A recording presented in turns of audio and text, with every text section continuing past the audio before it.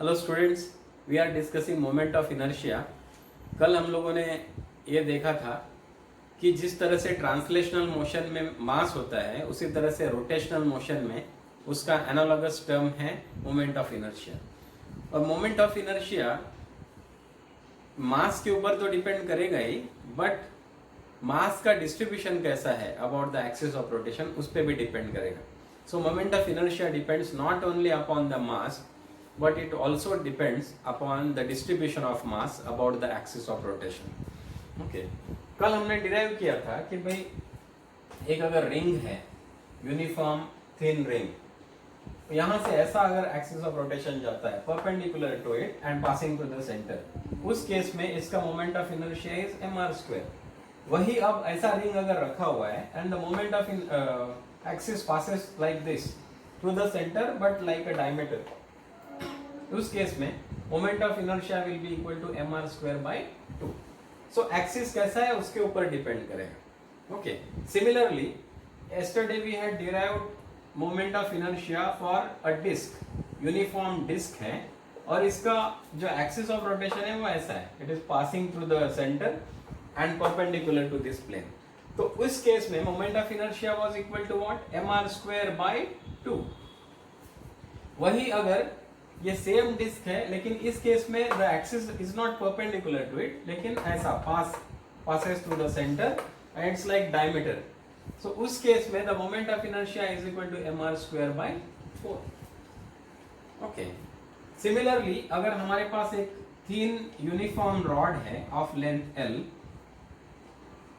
और axis of rotation यहां से पास करता है सेंटर से, तो उस केस में the moment of inertia will be equal to ml²/12।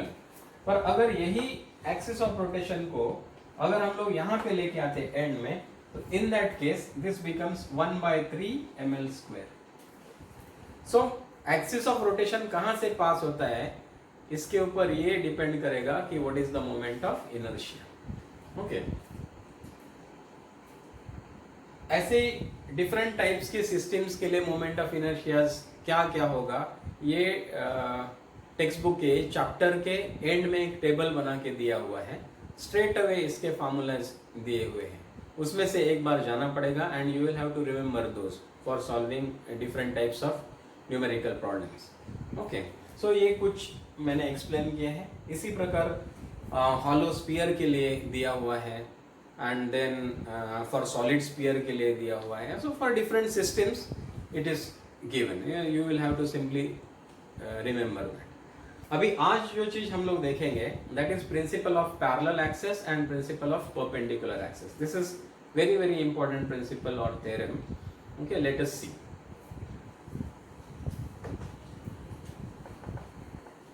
ये प्रिंसिपल्स या थ्योरम्स का यूज कहाँ पे है?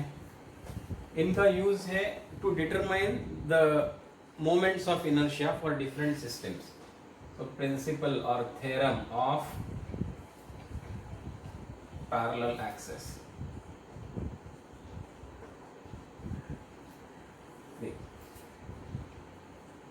सपोज हमारे पास कोई बॉडी है लाइक दिस और इसका एक एक्सिस ऑफ रोटेशन यहां से जाता है। Okay, suppose this is point M, this is O and this is से P। ओके, दूसरा एक एक्सिस ऑफ रोटेशन है जो इसको पैरेलल है, ये जो एक्सिस है उसी को एकदम पैरेलल है, but this passes through the centre of mass. Okay, ये जो बॉडी है इसका सेंटर ऑफ मास से ये एक्सिस पास होगा and this is parallel to this. Now हम लोगों को मोमेंट ऑफ इनर्शिया पता है, the moment of inertia of this body about this axis which passes through its center of mass। हम लोगों को ये डिटरमाइन करना है कि भाई what will be the moment of inertia for the same body about this axis which is parallel to it but it is not passing through its center of mass, it is passing through some other point O। तो इसके लिए हम लोग क्या करेंगे, let us consider some point here। अब ये point पे let us assume that there is a small mass dm। यहां से क्या करो, इसको ज्वाइन करने के बाद इसको प्रोड्यूस करेंगे एंड यहाँ से एक परपेंडिकुलर ड्रॉप करेंगे. सो दिस इज C, इसको बोलेंगे B और इसको बोलेंगे D. Okay. Now we want to find out the moment of inertia of this body about this axis. क्या suppose this distance is h, the distance between these two axes is h. अब हम लोग जानते हैं moment of inertia का basic. The moment of inertia of this small mass about this axis will be equal to what. अब इसका perpendicular distance हमको find out करना पड़ेगा. इसका परपेंडिकुलर डिस्टेंस कितना है, ये वाला, मतलब this is same as this. Clear. So suppose this is x. तो उस केस में क्या करेंगे, the moment of inertia will be equal to what, dm mass, okay, into this cd square या x square whatever. This is the moment of inertia for this small mass element about this axis. हमको तो पूरे body का चाहिए, तो हम लोग क्या करेंगे, we will integrate this. So the moment of inertia of this body about an axis passing through the center of mass IC will be equal to what, integral of cd square into dm. Now हम लोगों को moment of inertia of this body about this axis, ये वाले axis के around चाहिए. तो इसके लिए क्या करेंगे, दिस डिस्टेंस परपेंडिकुलर डिस्टेंस ये क्या है, इस OB square into dm. This is the moment of inertia for this small mass about this axis. लेकिन हमको तो पूरे बॉडी के लिए चाहिए, तो क्या करोगे, इसको इंटीग्रेट करोगे. So this will give us the moment of inertia about this axis passing through O. Clear? So now this OB square will be equal to what? What is OB square? Pythagoras theorem लगाएंगे. OB square will be equal to what? OD square plus BD square. Okay, into this dm. Now this OD square will be equal to what? OD is equal to what? OC plus CD. So this is OC plus CD square plus BD square into dm. So this is equal to what? Integral of, this is OC square, A plus B square का rule लगाएंगे. OC square plus CD square plus 2 times of OC plus OC into CD plus BD square into dm. This, after expanding this, we will get this one. Now see what happens here is, you will get CD, see this one, CD square plus DB square. So I'll extend this one. Okay, CD square plus BD square will be equal to what, CB square according to the Pythagoras theorem. So I can write this as OC square plus this CD square and BD square. This will give you CB square plus 2 times of OC into CD into dm. I can separate these things. Integral of OC square into dm plus integral of CD square into dm plus integral of 2 times of OC into CD into dm. Okay, this CD is something that is passing through the center of mass. See here, CD. This is passing through the center of mass. So therefore, now since the distribution of the mass का जो distribution होता है about its own center of mass is symmetrical, इसलिए this integral of CD into dm will be equal to what? 0. Okay. So now we are left with what? This OC square into dm and CD square into dm. What is this CD square into dm? We know that this is equal to what? IC, moment of inertia about the center of mass. What is this OC square into dm? See, OC is what? H. So this is equal to what? H square. The integral of dm, ये छोटे छोटे मास elements में divided है ये object. Now ये सारे मास elements को अगर ऐड कर दिया जाए तो what we will get the mass of the body. So this will be equal to mh square okay, plus IC, that is the moment of inertia about the center of mass. This is equal to what? IO. मतलब the moment of inertia of this object about any axis, ये कैसा होना चाहिए any axis? Parallel to another axis which is passing through its center of mass will be equal to the moment of inertia of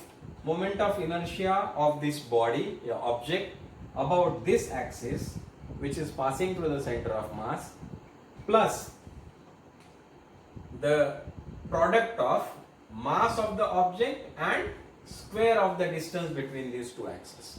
okay मतलब IO इसका कोई object का एक axis of rotation है जो कहीं से जो भी पास होता है, उसके अराउंड जो ऑब्जेक्ट का मोमेंट ऑफ इनर्शिया होगा उसको हम लोग कैसे फाइंड आउट करेंगे? दूसरा एक एक्सिस लेंगे जो कहां से पास करता है? सेंटर ऑफ मास से, और ये एक्सिस कैसा होगा? It will be parallel to this axis जिसके अराउंड हमको मोमेंट ऑफ इनर्शिया डिटरमाइन करना है। तो ये जो मोमेंट ऑफ इनर्शिया होगा सेंटर ऑफ मास से पास होने वाले एक्सिस के, उसका और एक और चीज का सम करेंगे। वो चीज क्या होगा? That is the product of the mass of the body and square of the distance between this two. This will give us the moment of inertia of this object around this axis. So principle of parallel axis states that the moment of inertia of a body about any axis is equal to the moment of inertia of the object about a parallel axis passing through the center of mass plus the product of the mass of the object and the square of the distance between these two axes. Okay, this will give us the moment of inertia of this body about this axis. Okay, so this is very useful principle of parallel axis. Okay, we can make use of this principle for determining the moment of inertia about different types of axes. There is one more small principle that also we will discuss, that is called as principle of perpendicular axis. अब the difference between principle of parallel axis and perpendicular axis is that principle of parallel axis is applicable to any body. Principle of perpendicular axis is applicable to plane laminar bodies. मतलब क्या है? Plane laminar bodies वो bodies होती है जो thin है और एक ही plane में आती है। जैसे एक माइका है, जो माइका का टुकड़ा अगर हम लोग ले लेंगे तो that will be what? It will be a plane laminar body. Similarly leaf, जो पत्ते होते हैं, they are also laminar bodies. अब इनका अगर moment of inertia find out करना है तो देखिए क्या करेंगे. Suppose this is a plane laminar body. अब इसमें हमको तीन concurrent axes चाहिए, जो कैसे हो गए concurrent मतलब एक जगह में मिले, जो कैसे हो? इसमें से दो तो ये तीनों म्यूचुअली परपेंडिकुलर हैं, so these are three mutually perpendicular axes. इसमें से दो कैसे हैं? They lie in the plane of the lamina. वो लैमिना के प्लेन में, सपोज ये लैमिना है तो ये दो एक्सेस तो ऐसे है, ये एक एक्सिस, ये एक एक्सिस, जो कैसे इसी के बॉडी के प्लेन में है, और तीसरा एक्सिस कैसे होना चाहिए? ऐसा perpendicular. So they are three mutually perpendicular concurrent axes. Two of the axes lie in the plane of the laminar body. Okay. Now suppose this is say x axis, this is y axis, and this is z axis. They are all perpendicular to each other and they are concurrent, that is they meet at the same point. This is say O. अब हम लोग क्या करेंगे? Let us assume that there is one small mass element dm here. इससे क्या करेंगे हम लोग? y axis पे हम लोग परपेंडिकुलर डालेंगे, x एक्सिस पे परपेंडिकुलर डालेंगे. अब ये जो डिस्टेंस है वो एक्चुअली क्या है? ये y कोऑर्डिनेट है, so this is what? y. ये जो डिस्टेंस है दिस इज एक्चुअली व्हाट? उसका x कोऑर्डिनेट है, सो दिस इज x. अब यहां से हम लोग एक डायगोनल निकालेंगे. नाउ सी हियर, अब हम लोगों को क्या चाहिए? We want the moment of inertia of this object about this axis. इसके लिए हम लोग क्या करेंगे कि we will find out I z, that is moment of inertia about the z axis. This will be equal to what? ये छोटा सा एलिमेंट का अगर मोमेंट ऑफ इनर्शिया निकालना होता तो हम क्या करते हैं, ये distance, now this distance is equal to what, this distance is equal to square root of, okay, this square plus this square, अब ये कितना है x, ये y, so this will be equal to what, x square plus y square, okay, into